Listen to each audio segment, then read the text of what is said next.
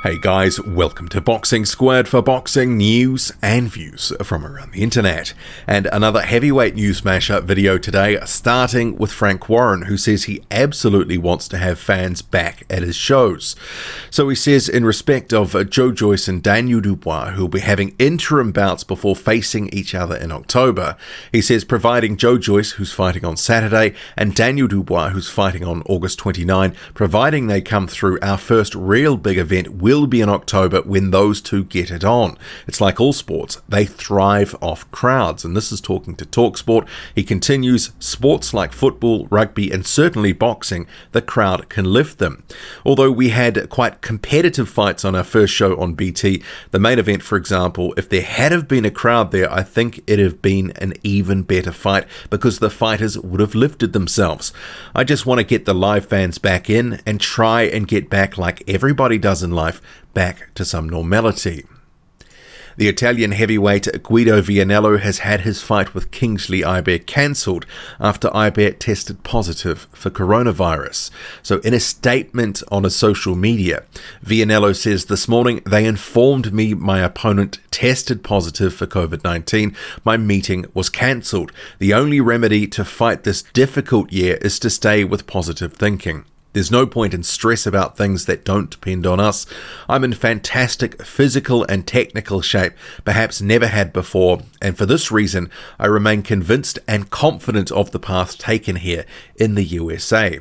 I'll be back in Italy soon." And his manager Sam Jones has said on Twitter that they wish Kingsley Ibeh all the best and that they hope that the fight can be rescheduled for later this year.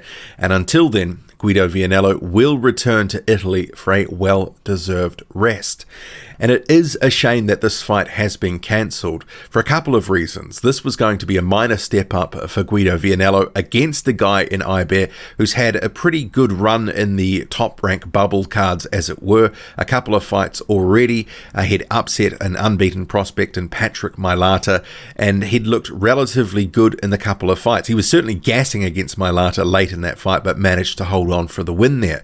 And if Vianello had have gone in there and beaten him and looked impressive, it would have added some shine to Vianello's, burgeoning career and given him a bit more hype to it. So for that reason, it's a shame, but also the activity is important for a guy who's early in his career. But we'll see what happens later this year if they can get that rescheduled.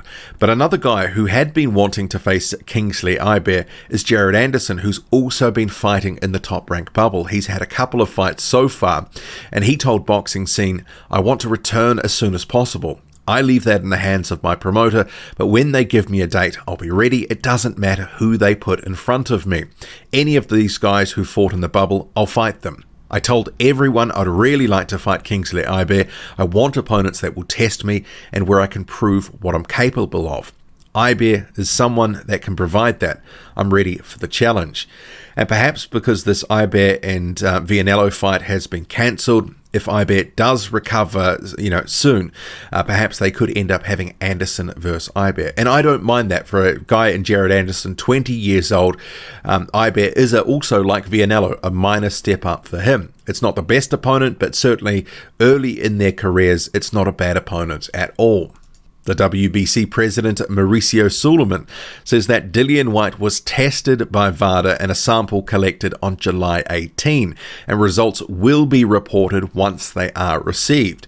And I think for many, this tweet, and see here on screen, it did come across in a certain, it was a bit curious because obviously they don't typically sort of do this. I mean, if a test is passed, often you hear about that, but not when the sample was collected. So perhaps this is a hangover from the UCAD situation. But the question I would ask is, are they going to do this for the rest of the WBC top 15? Because I think with the clean boxing program, that the WBC implements. Some of it seems to be more sort of PR rather than substance, because we've heard that they have limited resources, they don't really test the fighters that often, and it is quite expensive to do so. But I would certainly like some transparency on how often these fighters are tested. So if there is a list that they could publish, I think that would be a good step in the right direction, just for the transparency with the public, because in this day and age with all manner of fighters failing tests, it'd be good to know how often are these guys being tested who are in the top 15.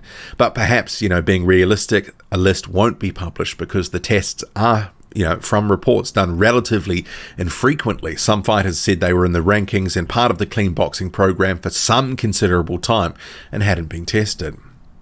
The Kazakh heavyweight prospect Zhan Kossobutskiy, who's currently 13-0 with 12 knockouts, he'll be back in the ring in the first week of August, and his opponent has been confirmed as Kamil Sokolowski.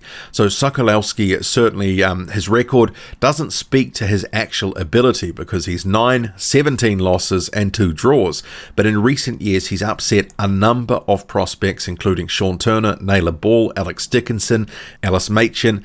So if you're not good enough, he will stop you. But in terms of Zhan Kossobutskiy, he is a cut above all those guys that Sokolowski has beaten. So I would expect that he is going to get in there, get some rounds, and get a win. I don't think he'll have too much trouble.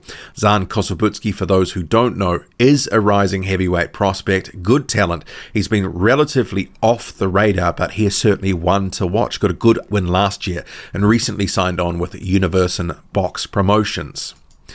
The faded Alexander Ustinov, who's now 43 years old, is set to return to the ring on July 27, according to his manager, who says he was supposed to have a fight on July 23 in Belarus, but his opponent did not have enough time to fulfill the necessary requirements for participating in the fight. Now, Ustinov will have a fight on July 27, and that's his manager, Vladimir Hirinov. So, not sure what to make of this. At this point, Alexander Ustinov doesn't have too much to offer the heavyweight division, certainly not in contention for a title. He's looked dreadful in recent fights, all the way back to 2017, where he lost to Manuel Char for the WBA regular title. So obviously still needing paydays or something, because otherwise, why is he still fighting at 43 years old? But then again, as a guy who's like 6'7.5", 6'8", he really hadn't taken a huge amount of damage in his career, so maybe he still feels up to it, but I think probably time to hang it up for him. And just rounding up this heavyweight news mashup video, the WBO has released its first rankings since March, but unsurprisingly, because there hasn't been a lot of action, the top 15 is unchanged. So Alexander Usyk atop the rankings. He's the super champion from cruiserweight, so he gets the mandatory position, the number 1 spot. He's going to be facing Derek Chisora at some point. But I would note, down all the way at number 14, so Tom Schwartz, and this is a sort of fun fact, he's been ranked continuously in the WBO since 2016. How about that? What do you make of it all? Drop a comment, loud and often. Hit like, hit subscribe. Follow me on Twitter, boxing_squared. I'm out.